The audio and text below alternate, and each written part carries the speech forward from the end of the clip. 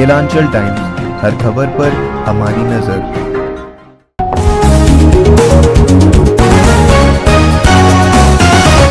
नमस्कार, मैं हूं आयुष और आप देख रहे हैं गिलांचल टाइम्स। गिलांचल टाइम्स की पूरी टीम लगातार धोरैया प्रखंड से जुड़ी हुई है, बनी हुई है। वहां से आपको हम रूबरू करवा रहे हैं, आपको ये बता रहे हैं कि धोरैया प्रखंड के अंदर जितनी भी पंचायत है उसमें कितना विकास हुआ है। ऐसे में अभी हमारे साथ जुड़े हैं धोरैया मध्य से जिला परिषद के भावी उम्मीदवार प्रदीप सिंह उर्फ हिम्मत सिंह, और ऐसे में इनसे चल के जानते हैं कि जिला परिषद का ये चुनाव लड़ रहे हैं। हम विकास के बारे में बात करेंगे, इनके अंतर्गत जितनी भी कामें आती हैं उसको ये किस तरीके से निभाएंगे उस पर बात करेंगे।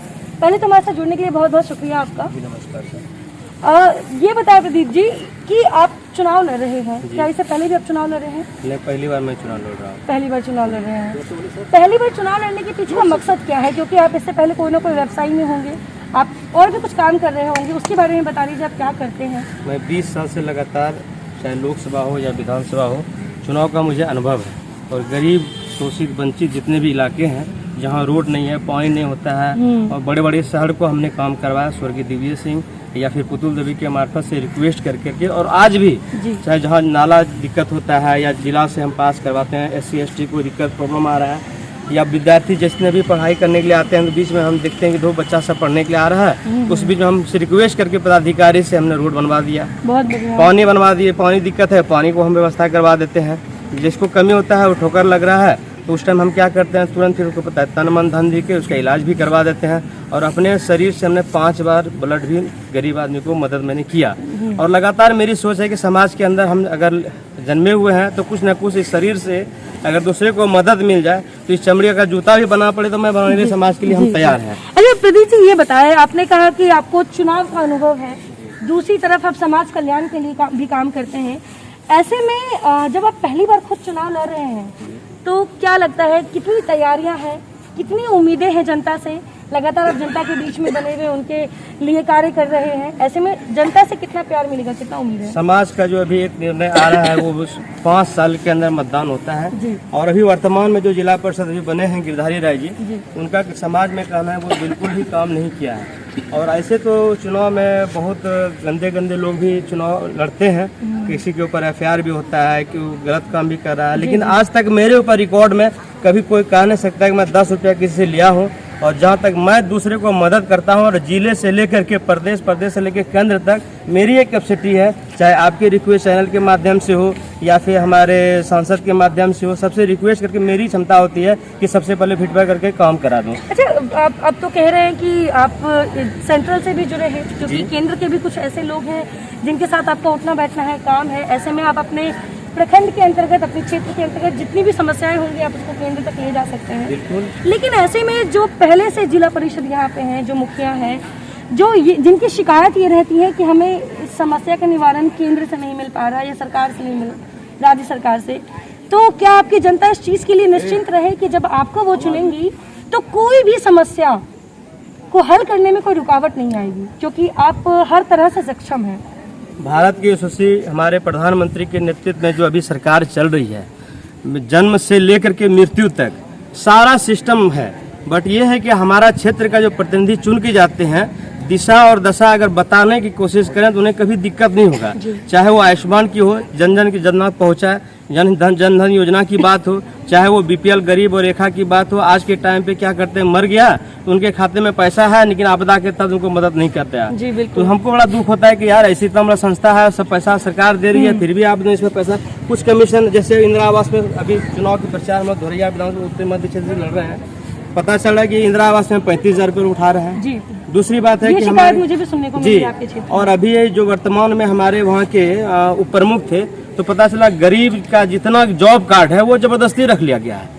तो भाई गरीब आदमी का जॉब कार्ड आपको रखने का अथॉरिटी नहीं है, वो गरीब रेखा का है और उसको काम मिलेगा तभी वो रोजी रोटी अपना भरण पोषण करेगा। उनको काम ही नहीं मिलेगा तो फिर उसके पीछे 10 बच्चे हैं वहाँ पे, तो वो फिर क्या खाएंगे पिएंगे। लेकिन ये सोचने की जरूरत नहीं होता है कि आप पैसा लूटें और अपना 5 साल बीत गया उसके बाद फिर हम बैठ जाएं। लेकिन हम लोग, हमारे में 20 साल से मेरे रिकॉर्ड को देखा जाए लोकसभा के अंदर, विधानसभा के अंदर सारे लोग मेरे को जानते हैं और वक्त पे अगर जरूरत पड़ता है तो मैं सबसे पहले पान डंडी लेके खड़ा रहता हूँ, चाहे मेरा ब्लड देना पड़े, तन मन धन तीनों से हम समाज के प्रति खड़े रहते हैं। अच्छा प्रदीप जी, आप आपने बताया कि आप किस तरीके से सक्षम है हर काम करने में, लेकिन ऐसे में जो अभी आपके क्षेत्र की समस्याएं हैं, अगर जनता आप पे विश्वास करती है, आपको चुनती है, तो वो कौन सी समस्याएं हैं जिनको आप सबसे पहले निवारण करेंगे और सबसे पहले काम करेंगे उस पर?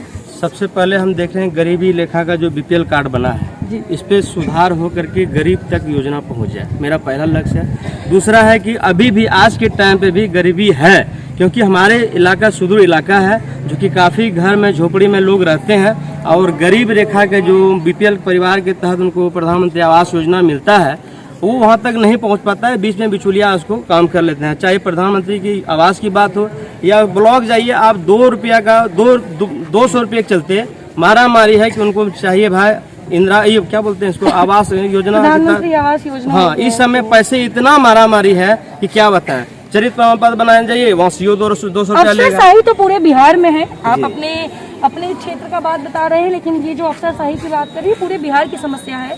और ऐसे में जब हम समस्या की बात करते हैं तो एक तो ये भी है कि जो हमारे अफसर हैं या जो हमारे जनप्रतिनिधि हैं जिनको हम चुन के वहाँ भेजते हैं और उसके बाद वो भ्रष्टाचार करते हैं, उसके बाद वो योजनाएं जो सरकार उनके लिए बनाती है वो जनता तक नहीं पहुँचाते हैं। ऐसे में उन सभी भ्रष्टाचार को मिटाने के लिए अगर प्रदीप जी जनता आपसे उम्मीद लगाती है कि आप सिर्फ काम नहीं कीजिएगा, आपके आसपास जो आपके अंतर्गत लोग होंगे, जितने भी वार्ड सदस्य होंगे, जितने भी मुखिया होंगे, जो भी मुखिया आपसे जुड़ेंगे, ऐसे में क्या लगता है कि उन सभी के अंदर भी भ्रष्टाचार की जो भी होगी उसको आप साफ कर पाएंगे?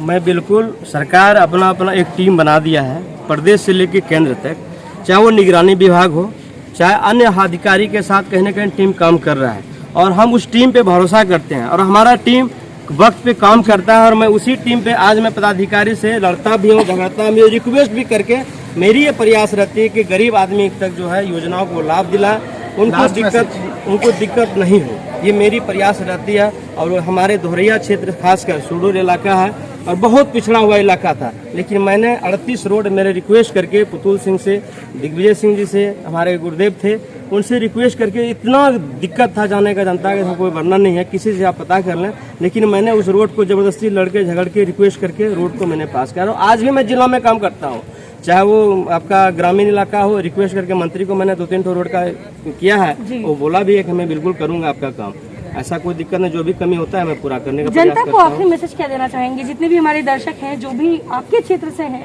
अगर वो आप पे विश्वास करे तो उसके पीछे की वजह क्या होगी, वो विश्वास क्यों करें, ये बताएं। कुछ लोग होते हैं कि वोट दे के सो जाते हैं, लेकिन मेरे को जगाना पड़ेगा, मैं काम करने में सक्षम हूँ, I will O my duty.